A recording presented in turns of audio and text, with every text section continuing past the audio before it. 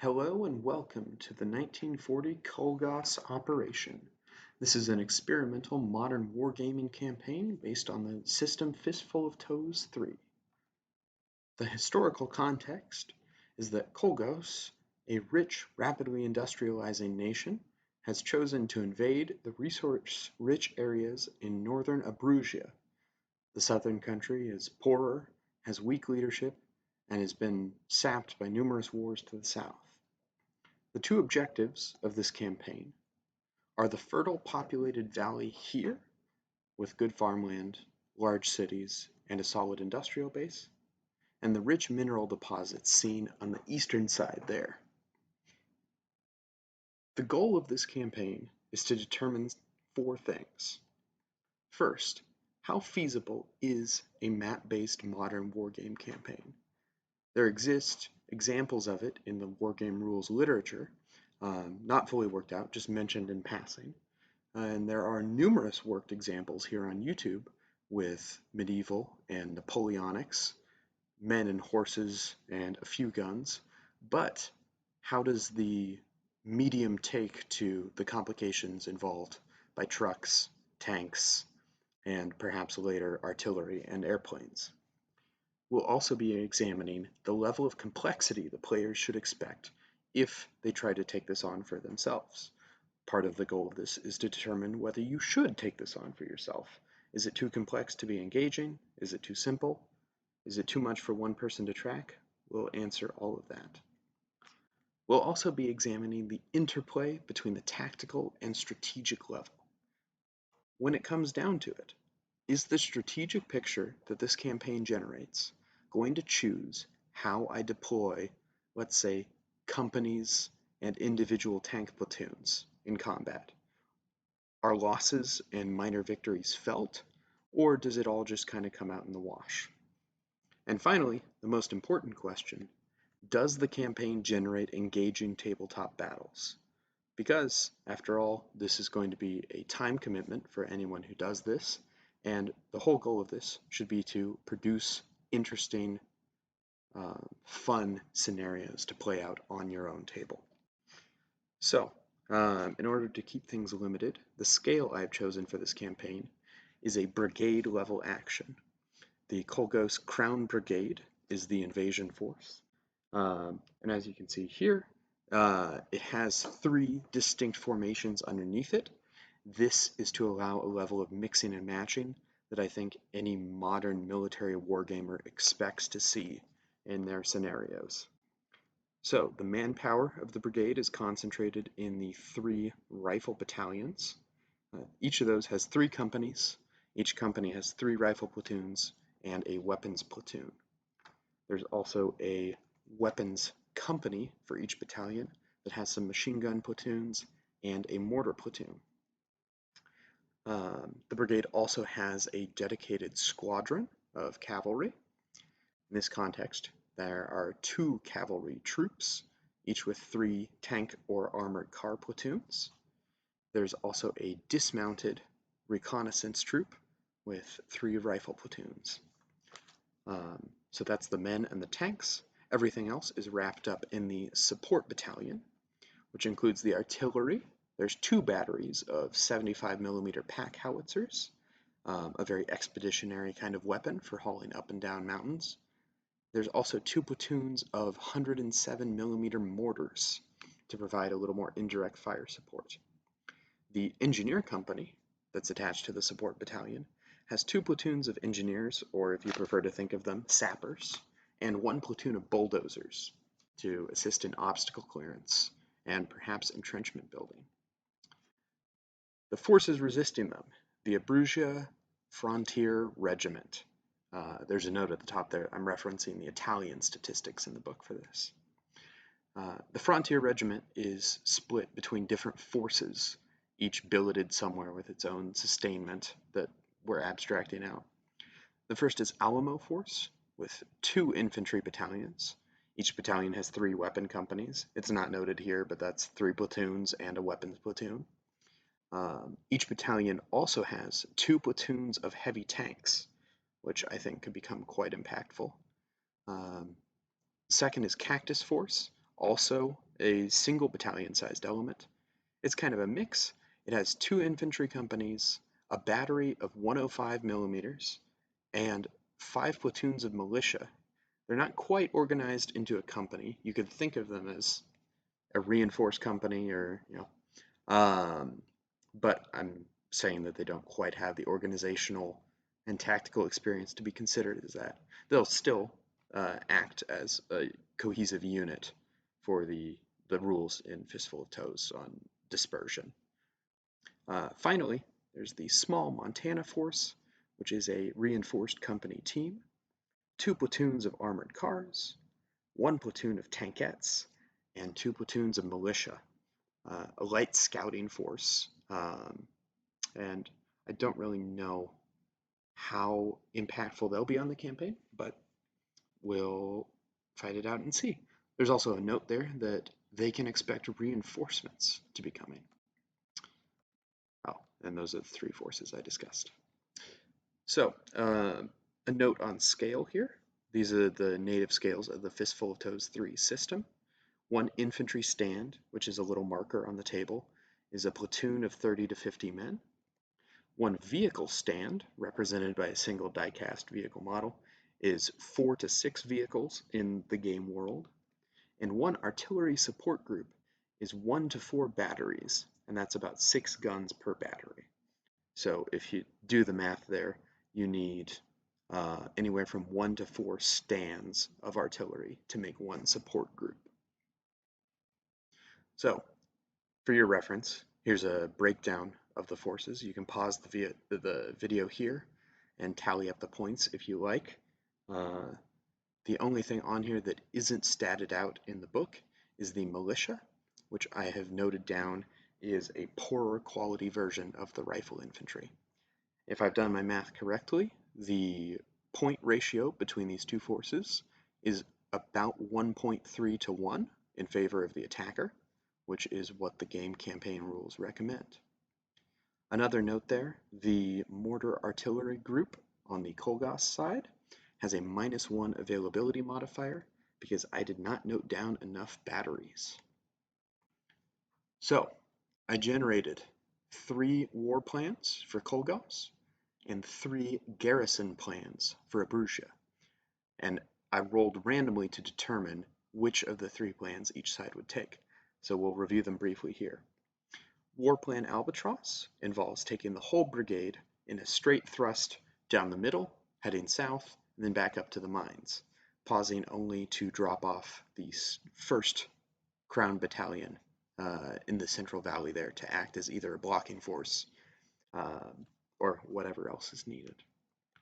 War Plan Bluebird involves landing a regiment on the coast there and bringing it down in through the valley as a northern pincer to attack the mines, and also heading through the mountain passes on the west and bringing another regiment in a pincer across the south of the valley and then south through San Juan Los Moros and attacking the mines from that direction. War Plan Crow involves a strategic adjustment. The forces will be split into a regimental team on the east and a battalion-sized team on the west, with the goal of infiltrating the Central Valley, biting and holding, drawing defensive lines as shown here, and abandoning the mines as a campaign objective. The garrison assignments that I worked up for the defenders, we have 1 very forward deployed strategy, 1 strategy that fills most of the Central Valley and leaves, a company out there to guard the mountain pass. This should be very flexible and responsive no matter which way the attack comes. And the most flexible but the slowest responding is to have the majority of the Frontier Regiment up in the mountains there as a mobile reserve, and Montana Force screening from Tocoicito through Marasai. And the dice decided that the defenders would be deployed very forward, and the attackers would be split into a regimental and battalion arm and infiltrate down the mountain passes. So, You'll note in the bottom left there is a 10 miles roughly per inch or half-inch scale. Uh, I assigned arbitrarily, I believe, a movement of 40 miles per day to the infantry units and 60 miles per day to the cavalry units. Running the clock forward and plotting the distances, the first battle of the campaign comes at noon on the very first day of maneuver, when the Eastern Task Force meets Cactus Force of the Defenders in the settlement of San Diego. So let's look at the details of how that task force breaks down. So I've named this one Task Force Marina since it started near the coast. Task Force Terra is the western arm of the attack. Task Force Marina consists of the 1st and 2nd Infantry Battalions from the Crown Regiment. It consists of A Company from the 1st Crown Cavalry Squadron. This is the M3 Stuarts. It consists of 1 platoon from C Company, the 1st Crown Cavalry Squadron. That is the dismounted scout platoon. And finally, the entire support battalion goes with Task Force Marina. And arrayed against them are 2 companies of rifle infantry, 1 artillery battery, and that gaggle of militia we talked about. You'll note there's also a legacy bunker complex. I haven't decided the exact details there, but I'm thinking I'll look at some very early, maybe World War I era anti-tank guns and use the rules for deliberate fortifications to throw one of those in there. The goal of this battle for the defenders, they're supposed to block the forward elements. There are 2 bridges in the area that they need to blow, and they are trying to preserve their strength for the rest of the campaign. Task Force Marina is simply trying to batter through as quickly as possible, also, of course, minimizing losses, since this is the first engagement. Since I somewhat stole from real-world geography to build up this campaign, we have satellite imagery that we can use to inform the wargaming terrain for the table. The scale is not perfect, but I chose a view that I think captured most of the interesting terrain features. Now, this is obviously contemporary satellite footage, not 1940s satellite footage, so I mentally rolled back the clock a little bit and picked some settlements to consider as too modern to have an impact in the campaign time frame. So here is the simplified terrain map for the table. We have 3 patches of light woods surrounding the highway, heavy woods filling up the entire southwest corner of the table, with a patch of it being so thickly forested as to bar passage. I've drawn the ridge lines on in red.